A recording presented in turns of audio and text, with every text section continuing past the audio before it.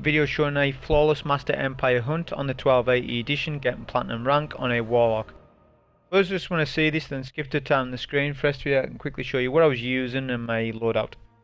So this is about the Triumph itself. So you just have to flawless a Master Empire hunt. You don't have to get platinum, but I do end up getting platinum. You don't have to do it solo either. You can do it in a team, just to state that. So this video is going to be more for those who are under leveled. You need to have the best of the best loadouts when you're under leveled. If you're higher power, close to the 1280, you can use pretty much anything as long as you're matching, you know, the champ mods and stuff. But when you're lower leveled, you need to sort of run the mare. I would say so. I mean, there are people that's done it even lower than myself, like in the mid 1260s, which you can. But the higher your power, the better it is. So the Empire Hunt itself is 1280, as I stated. So the magic power level, or the power level you want to get to, is 1271. Because the hunt itself is 1280. Now the reason why I say 1271 is because the ads will no longer be swords. As in, the icon next to their name will not be swords. Okay, they'll have their breed icon, whatever it is. So if it's hive, it'll just show you a hive logo. Or if it's fallen, a fallen logo. It's basically to tell you that you're within the power range of that enemy race. If you're below 1271, if you're 1270, the ads will be swords, and this will be a lot harder. I done a run on 1270 and at 1271, and even though it's one power difference, the 1271 run was way smoother, a lot easier. I could tank a lot more incoming damage and do a lot more damage out, just because the ads aren't swords anymore. Simple as that. So yes, you can do it below this power, but try to get to this power level before you want to do it, especially if you're not experienced with the solo play. That's my advice. But anyways, this is what my loadout was. I'll state more information about the loadout and everything while I'm doing the run itself. This is just me stating it off like a list. We have Dawnblade bottom tree with solar grenade, heal and rift. We paired that with the exotic helmet Dawn Chorus, which improves our super. For perks, we optimized weapon perks because I'll show you the mods. We have Famine on. The usual master modifiers are on this, just like a nightfall. So you got match game, equipment locked, mob, barrier, overload, and then shanks have solar shields. So we have to optimize solar arc because match game's on. There's no avoiding this. Famine has to be looked at because these Empire hunts are long, and if you're doing it solo, you need more ammo. So we need to look at countering that, which we're going to in the build. So for the perks, like I was saying, we've got ammo finders on for our chosen weapons, GL and Scout, because that's what we need mainly for. Then we've got a charged up light mod, so we get an additional stack. We can get the ×3 charge of light. That's all that means. Then we had overload rounds and anti-barrier for our weapons. A stacks on stacks, which gives us 2 stacks for 1. So rather than get ×1, we get ×2 straight off when we get a shield break. So we got shield break charge on. We've also got Concussive Dampener on and GL reserves. Concussive Dampener is exclusive to the chest plate, so if you want to run it, it has to be on your chest plate. You can run 2 or you can run 1. I like to run 1 and a reserve. As I was saying for the boots, same thing, scavenger perks, matching, shield break charge, and lastly we have thermal overload on, spores of war, and protective light. Spores of war and thermal overload are seasonal mods, which I'll talk about in the run itself. So that was the setup. Weapons, we had the exotic grenade launcher Anarchy, a arc pulse rifle on, and a scout rifle on, a kinetic scout rifle with osmosis on, meaning that we can get we can change this scout into a energy scout with a burn on it, matching our subclass, so we're Dawnblade. So this will be solo when we throw a grenade.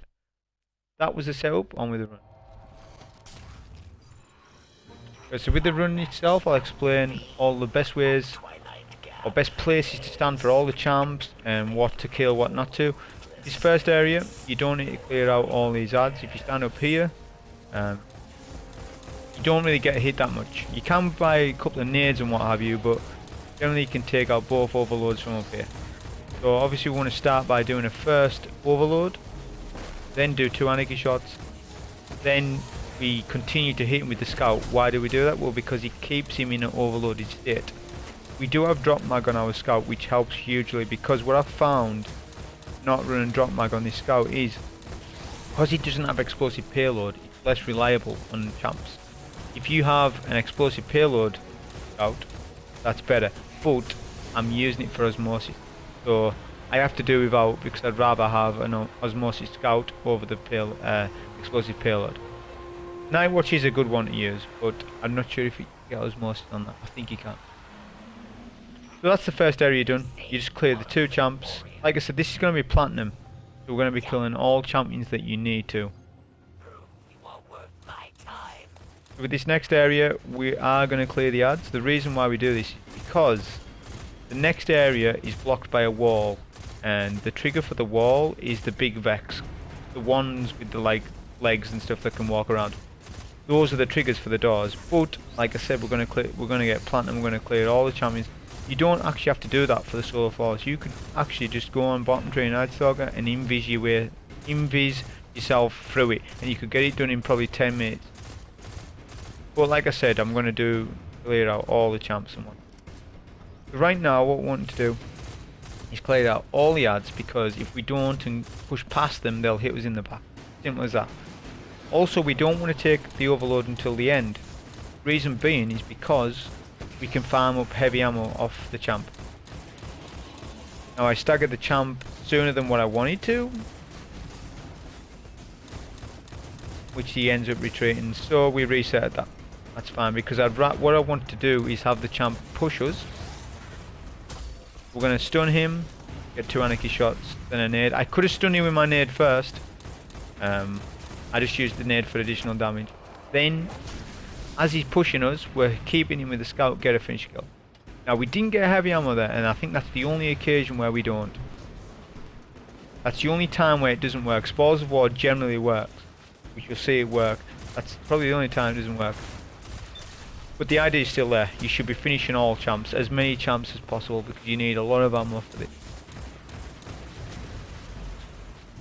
So with this area here, you're going to have the Vex dude with legs who, you know, can stomp you and stuff. You don't want to go down there at all.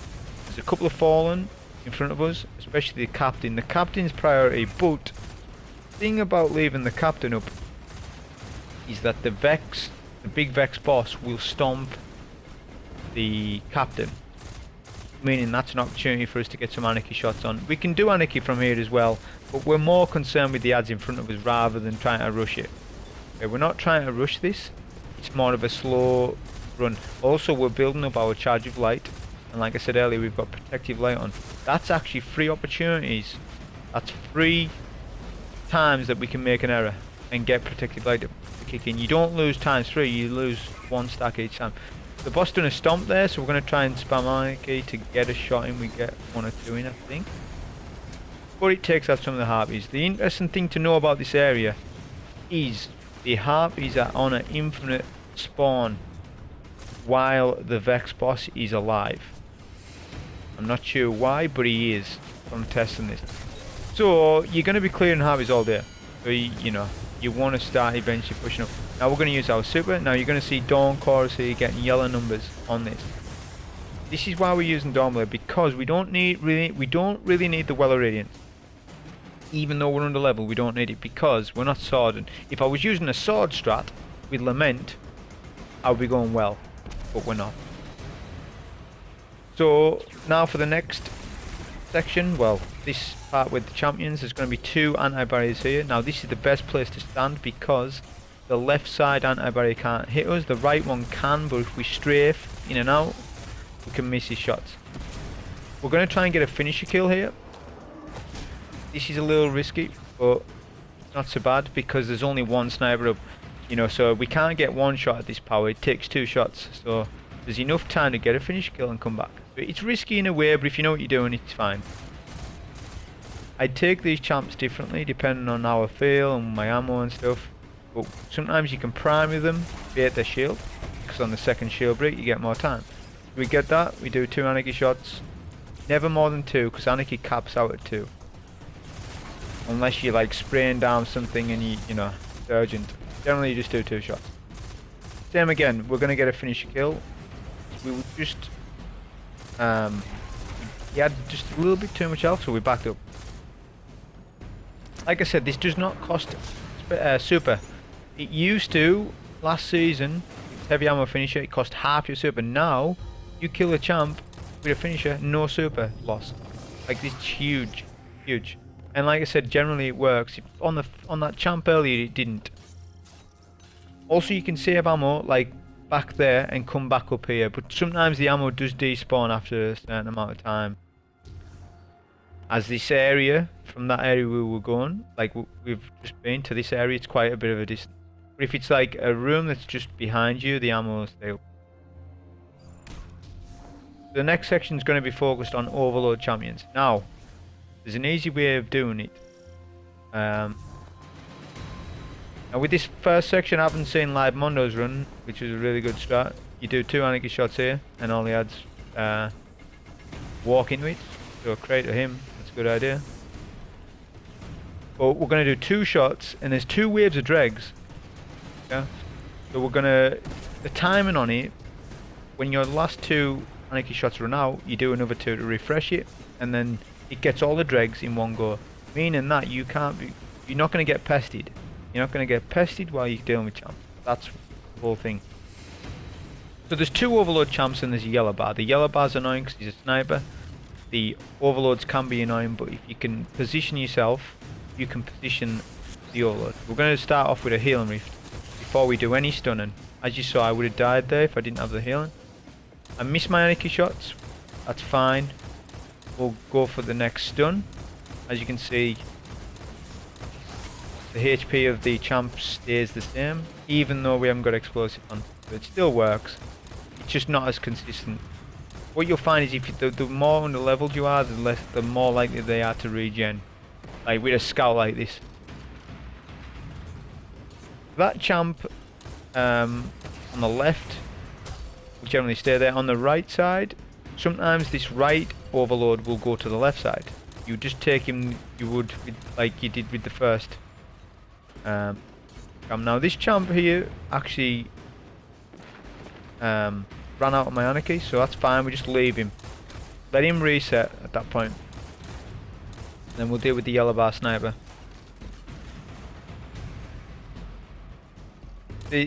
Obviously there's always RNG with a run, no matter what you do, especially with the overloads. Generally you'll stay there, or you teleport to the left. I think on this run he teleports to the left.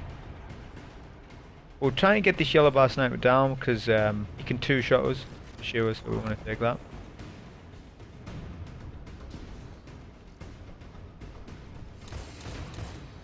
Yellow bar's finishable, so we'll get that in. Then we're trying to see where the overload is, because now he's out of position, he's teleporting, so see what he's going to do.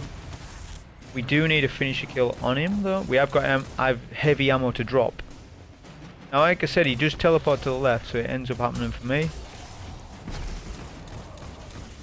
Your best bet is if you ensure if you're going to kill that champ or not, is just to put in the damage. We do need a finisher kill. You're always topping up on ammo, so as you can see you get your brick. We've also got bricks behind us. So we've got full heavy for the next section basically. Now we can leave a brick there. I think I end up going picking up anyways, because what happened to me on a previous run was I left ammo here and it despawned. So I'm just picking it up and going to the next room. All it is the distance between this room and the next. Not so much this room here, but where the anti-barriers spawn. So I just opted to pick it up. So this is the bit where you need all solar, okay? So we could have used our super here, but it's a little bit of a waste. We're not going to do that. We're going to use our osmosis scout rifle,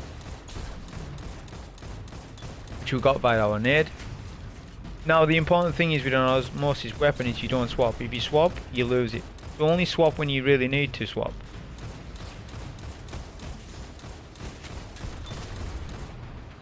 All the shanks. Now to get the next wave in, you need to push up. We push up halfway up the room, and then that spawns in the exploders, which don't have shields, course, but there's still more solar shields up ahead.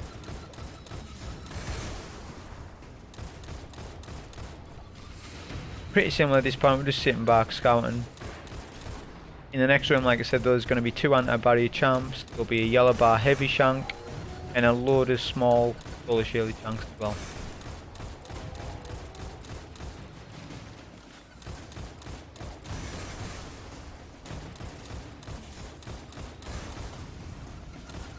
It's all about patience with this one, and also, as you can see, I'm generally nearly run out of scout rifle ammo, so the Scavenger is going to help out. When we pick up a white brick, it's going to help out.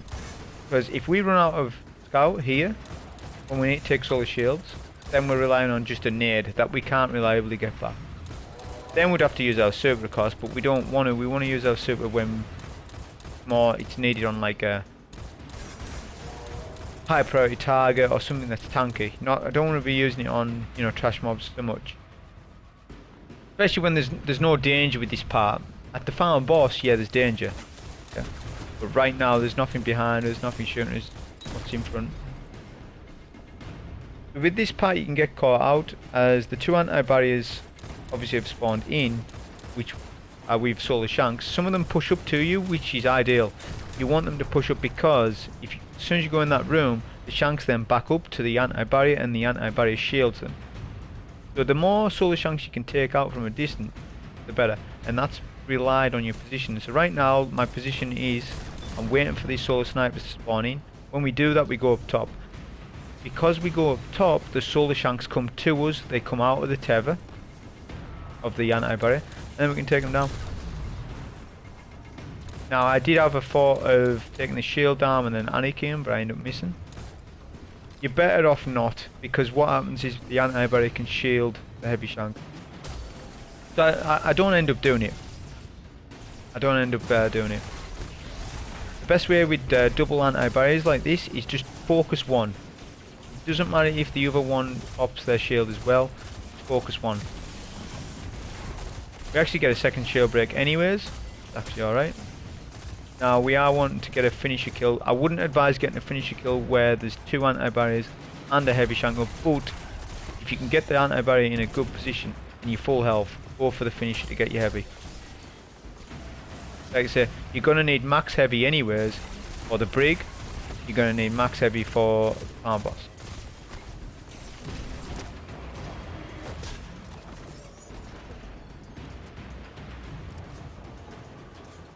So the heavy shank is solar shielded, so we're on our nade. We could have meleeed him.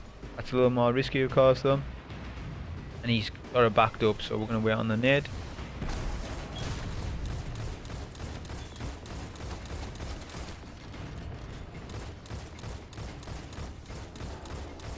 Finish him off with the scout. Scout rifle ammo is not that important now. It was.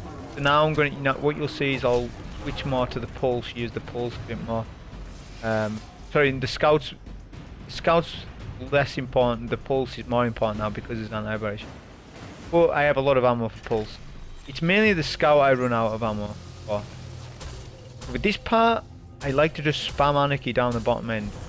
That just clears out a lot and does a lot of damage.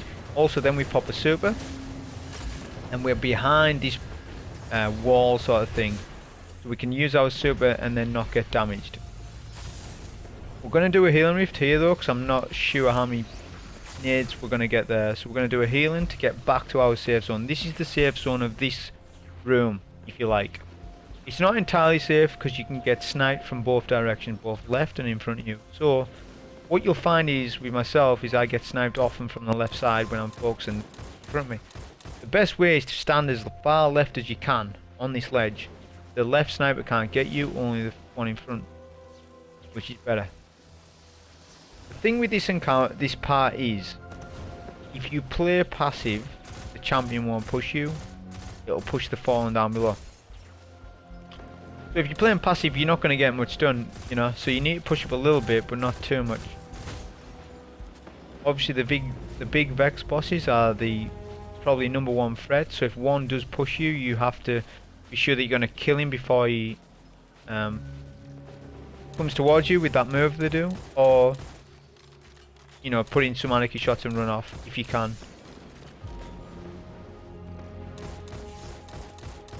There are 2 spawns. Once you clear most of the Vex, I believe you get another spawn down below. But what you'll find is as well, if you push up too far, there can be no Vex, and all of a sudden they just spawn on top of you and they can wipe you like that. Now that was the wrong time to do some damage to a champ, so we disengage. It's not worth to get the champ kill. Instead, we'll focus the Vex boss. We are getting sniped from the left as well while we're doing this. So hopefully that last Anarchy finishes the Vex boss, which it did. This isn't the best angle I've got right here. I will be best off backing up to the top ledge. I think I end up doing. Just all depends on if the fallen captain's still alive, etc. Which usually the captain's still alive down below because it's arc shielded and the Vex don't do arc. So generally there'll still be a fallen captain down there. This angle is usually best. The only thing with this angle is sometimes the anti-barrier can go hide to the left. You know, so you can have the anti-barrier like half health and then they go hide. That can happen. Well, I get a reload because my pulse is really slow and I can't have pulse rifle load on because I've got anti-barrier plus overload.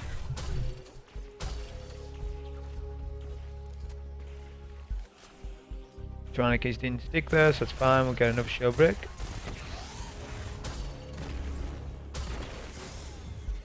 Got sniped from the left, that's fine. We hang right close to this wall so we don't get sniped again. At a lower light, you will get one shot by a sniper, like lower than this. You know, if you're low 1260s, you're gonna get one shot probably by that sniper. So I would be more careful than what I was.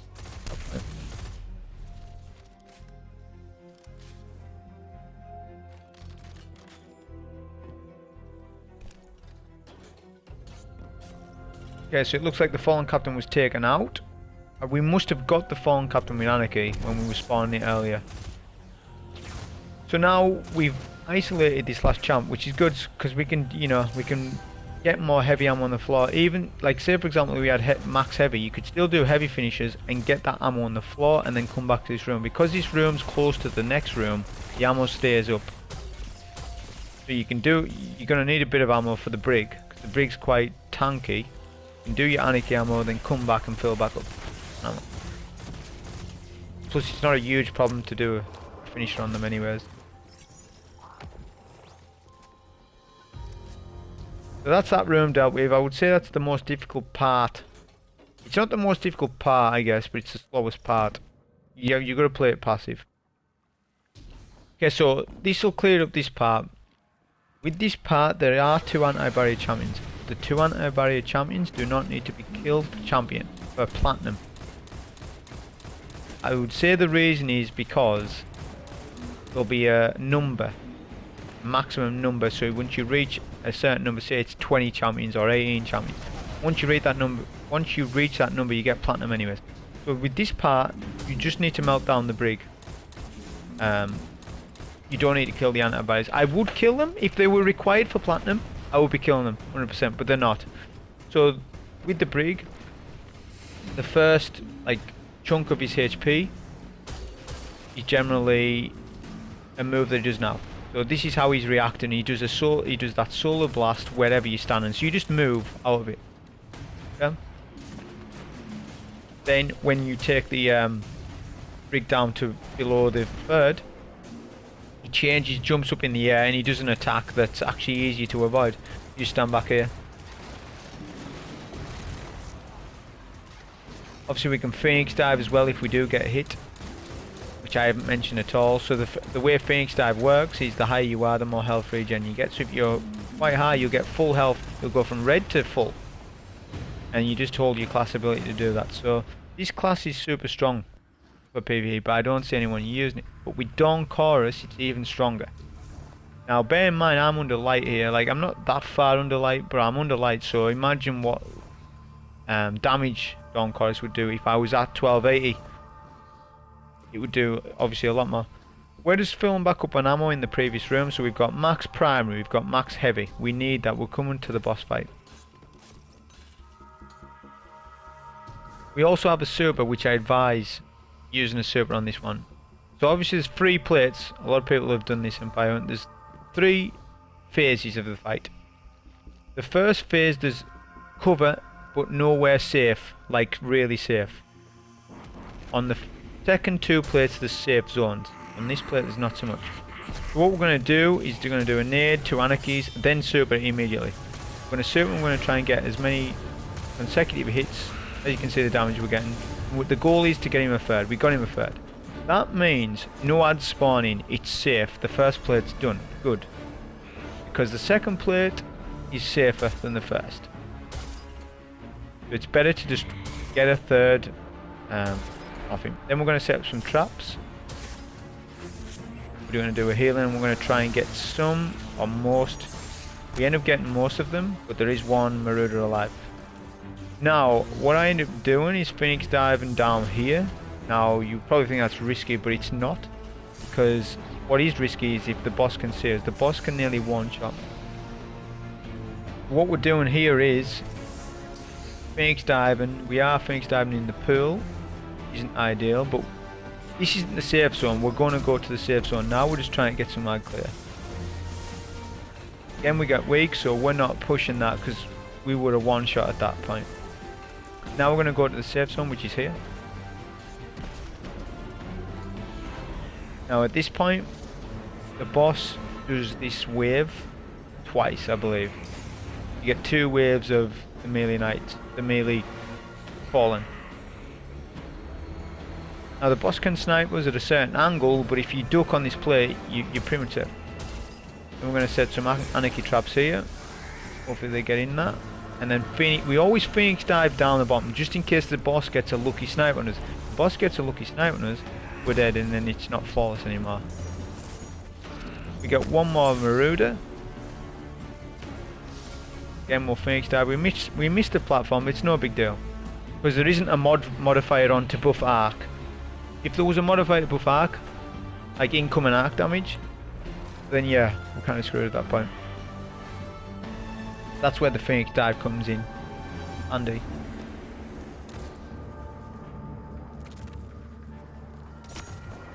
We're going to finish the last Marauder off. Now it's boss damage. We're going to do 2 anarchies and then a nade. The nade, it just clears out all the shanks in one go. It means that we've done half of the second bar. And then we're going to go up and immediately do another couple more anarchy shots and then back to the safe zone. The boss will spawn in a couple more solar shanks. At this point we take it slower. The boss is just about done though. So we're looking at our radar. Okay? Because what we can do is loop around the back of here as all the solar shanks to my right, but the boss stays in the same place. Now the boss close to a third, so I end up pushing the phase because I just felt it was worth it. We do 1 anarchy, Phoenix dive back down. Quite reliable to do that. And then that means the solar shanks despawn. Just means it's less of a headache at that point. So these are your safe zones, these stepping stones. Yeah? This is the 3rd final phase. We've got quite a bit of anarchy, enough to sort of get by. We're going to set up a trap each side of us because if you only set up 1 trap, the ad might loop around the other side. We're setting up 2 traps and we just try and get what captains we can. There's 2 captains and a load of melee fallen. You can get the 2 captains out first, that's ideal. But you'll get 2 waves of this. You get a wave of this, then another exact same wave, then it's boss damage. But what's interesting is when it's boss damage you then get another wave of ads. But 2, like we are right now. But at that point you obviously want to melt the boss down. We've got a super as well for the end. But before all that we need to take care of the fallen captain. The boss can get a sniper on us as well, as you saw. I'm going to try and take down this arc shield. Sometimes the captains can fall down. That's perfect for us. We can just get a finish kill right there. Now the next phase won't initiate until all ads are killed. So if you wanted to wait for a super, you could just wait on that stepping stone and wait for your super. I would advise doing that if you know where near a super.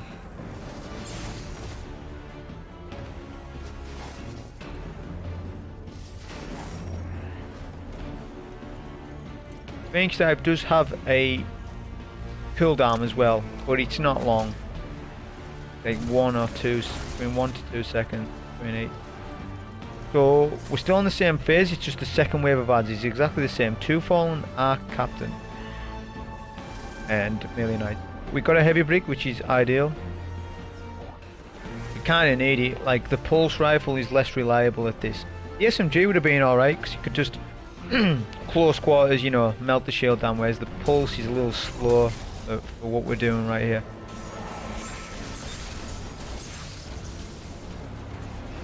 Try to spray as much Anarchy as we could while in our healing, and then back up, just in case we get sniped and meleeed. So there's another Knight. I think there's another Captain, sorry, and another Fallen. Once the last Fallen is killed, that will then be DPS at that point, which is probably the most riskiest part of the run. So the boss is like running around. Generally he doesn't do that, but we're trying to get 2 Anarchy shots on. That's the key. Get 2 Anarchy shots on and then back up. Let Anarchy do your work, and then what's going to happen is the boss is going to try and do freeze moves. He can't really get you from here. Some of the ads can. Your goal here is to try, sort of jump Anarchy shot when you can, but you still can die from jumping up and down like that, especially when the captains can hit you. At this point we were contemplating what was the best route of course. We do have a super.